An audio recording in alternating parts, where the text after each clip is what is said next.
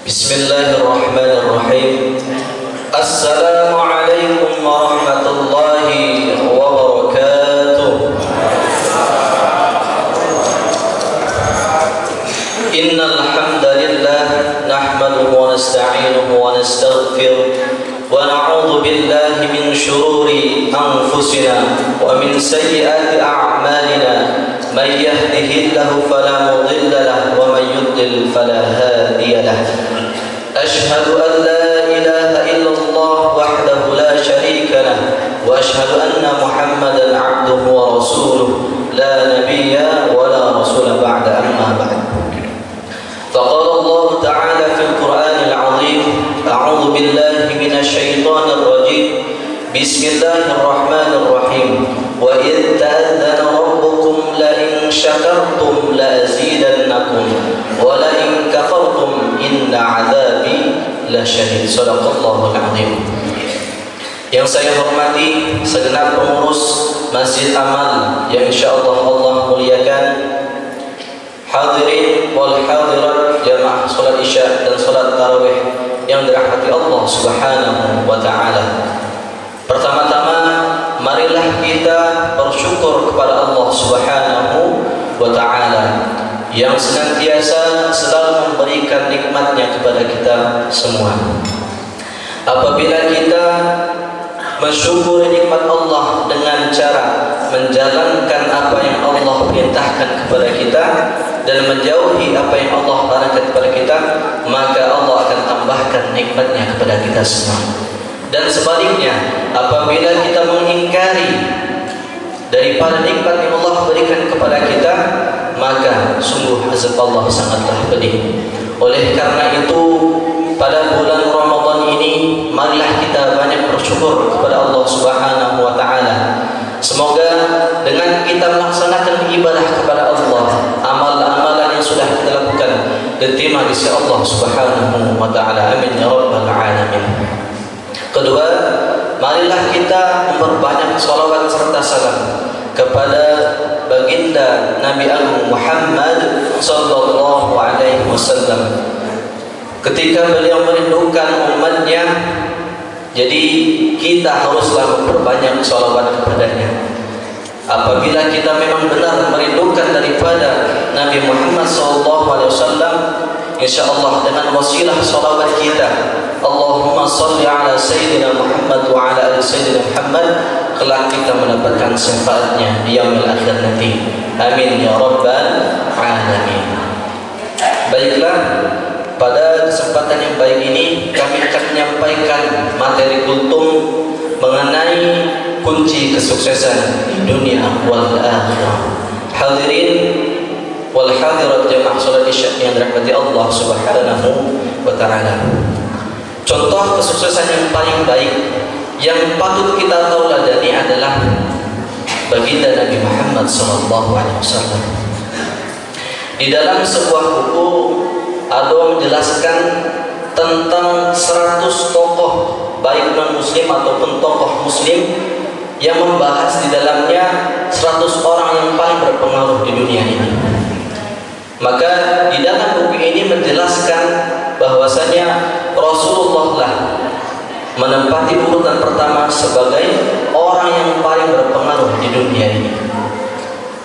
Jadi tidak kita patutkan lagi, tidak kita tanyakan lagi masalah kesuksesan ataupun pengaruh baginda Nabi Muhammad SAW mengenai beliau menjadi seorang pemimpin sampai sekarang sukses memimpin umatnya. Dari beliau menjadi seorang pembisnis, beliau sukses menjadi seorang pedagang. Dari beliau menjadi seorang militer, beliau sukses menjadi seorang komandan panglima perang. Banyak lagi contoh yang harus kita tahu daripada kesuksesan baginda Nabi Muhammad SAW. Oleh karena itu, dari pembahasan tadi kita akan membahas 3 kunci kesuksesan yang harus kita jalani kalau mau sukses di dunia wal akhirah. Bapak Ibu mau sukses dunia wal akhirah, maka dengarkan baik-baik. Insyaallah kita sama-sama mendapatkan jannahnya Allah Subhanahu wa taala. Sukses yang pertama adalah rajin beribadah. Tentunya kita selaku hamba Allah Subhanahu wa taala, bagi kita seorang muslim adalah salat 5 waktu. As-salatu hiya imaduddin. Salat adalah tiang agama.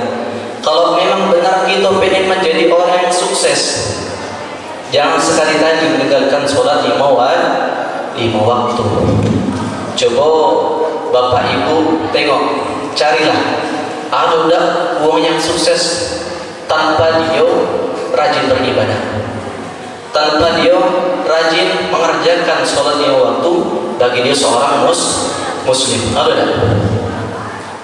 Ada. Jadi yang dia tidak rajin mengerjakan ibadah, ada yang mereka sukses, bahkan karawih. Akan tetapi kesuksesan mereka hanyalah sementara baik, cukup di dunia baik, tidak ada kali di akhirat. Ya, banyak kesuksesan wong yang kaya raya, sukses dunia, cuman yang kita pandang adalah kesuksesannya baik. Tidak tahu cak mana sukses dia mengatur daripada keluarganya, cak mana suksesnya dia mendidik anak-anaknya, cak mana suksesnya dia berhablu minan nas, sama sesama manusia. Biasanya pandangan kita sama manusia itu ketika dia hartanya banyak, rumahnya besar, itulah yang dianggap kesuksesan. Bahkan kalau dia tidak rajin, maka hasil harta yang dia punya adalah sementara, cukup di dunia ini. Oleh karena itu, kalau memang kita ingin menjadi orang yang sukses, rajinlah beribadah. Apalagi di bulan suci Ramadan ini, yang wajib kita kerjakan, apalagi yang sunnah-sunnahnya. Banyak yang harus kita kerjakan, amalan sunnah, sholat rawatib. Biasanya sholat rawatib itu mengiring daripada sholat wajib itu.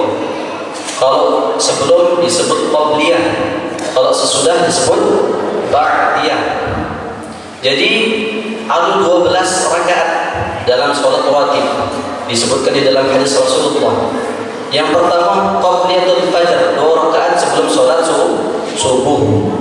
Terus qabliyatul dhuhri, 4 rakaat sebelum sholat duhur. Terus 2 rakaat ba'diyah setelah sholat duhur. Terus 2 rakaat ba'diyah setelah maghrib. Dan 2 rakaat ba'diyah setelah sholat isya. Itu kita jalankan sama-sama di bulan suci Ramadan ini. Terus banyak lagi sunat tarawih, sunat witir sebagai penutup. Kalau memang kita nak melaksanakan di qiyamul lail di malam harinya, maka buka dengan sunnah khafifataini namanya. Salat yang ringan, baca tinggal Al-Fatihah tanpa dibacain dengan surat lainnya, namanya khafifataini, pembuka salat sunnah. Baru dilanjutkan dengan salat tahajud. Dan banyak lagi sunnah-sunnah lainnya. Kalau memang kita ingin mendapatkan pahala lebih baik daripada dunia dan seisinya, kerjakan sholat sunnah qabliyatul fajr. Kalau kita ingin mendapatkan pahala seperti kita haji dan umrah mabrurah, kerjakanlah sholat sunnah syuruk awal duha. Kerjakan sholat sunnah syuruk dan sholat duha. Ketika kita melaksanakan sholat sunnah duha, insya Allah mudahkan dan lancarkan urusan kita. Pertama untuk nyari rezeki, itu kunci yang pertama. Yang kedua adalah birrul walidain, berbakti kepada kedua orang tua. Ini terutama untuk anak-anak dan saya pribadi sebagai pelajaran. Ya, berbakti kepada orang tua adalah hal yang diwajibkan bagi kita seorang muslim, terutama yang beriman. Kalau memang kita beriman sama Allah Subhanahu wa taala, maka diwajibkan kita untuk berbakti sama orang tua. Dengeri untuk anak-anak, jangan melawan sama orang tua. Ya, kalau kalian pengen mendapatkan ridhonya Allah, turut sama orang tua. Sesuai dengan sabda Nabi Muhammad sallallahu alaihi wasallam, "Ridullah fi ridhal walidain wa suqtullah fi suqtil walidain." Ridhonya Allah itu terletak dengan ridhonya orang tua. dan sebaliknya murkanya Allah terletak dengan orang tua. Jadi jangan sekali-kali untuk kita anak durhaka sama orang tua. Banyak kisahnya. Kalau di Indonesia ini paling populer itu maling kundang. Tahu maling kundang? Apa jadinya maling kundang itu? Jadi batu. Kukutuk kau jadi batu, kata orang tuanya. Karena tadi durhaka sama orang tua. Harus nurut. Kalau kalian ingin mendapatkan ridhonya Allah, nurut dengan orang tua. Paham? Untuk anak-anak terutama. Terus ada orang tua yang durhaka sama anak? Ada juga. Pas lagi diriwayatkan di zaman Umar bin Khattab radhiyallahu anhu, bahwasanya ada seorang ayah membawa anaknya. Ayah ini mengatakan bahwasanya anak ini durhaka sama aku, wahai Amirul Mukminin. Dia ini tidak nurut dengan aku. Terus mintalah nasihat untuk nasihati anak ini cak mana baiknya. Terus Amirul Mukminin Umar bin Khattab radhiyallahu anhu mengatakan, kalau kamu ingin mendapatkan ridha Allah, kenapa kamu mengingkari ridhonya orang tua? Terus anak ini berbalik bertanya sama Amirul Mukminin, wahai Amirul Mukminin, ya Umar radhiyallahu anhu, apakah ada tanggung jawab orang tua yang harus saya lakukan? Iya, ada. Ini adalah hak orang tua untuk anak. Yang pertama adalah memberikan nafkah yang baik. Yang kedua adalah memberikan nama yang baik.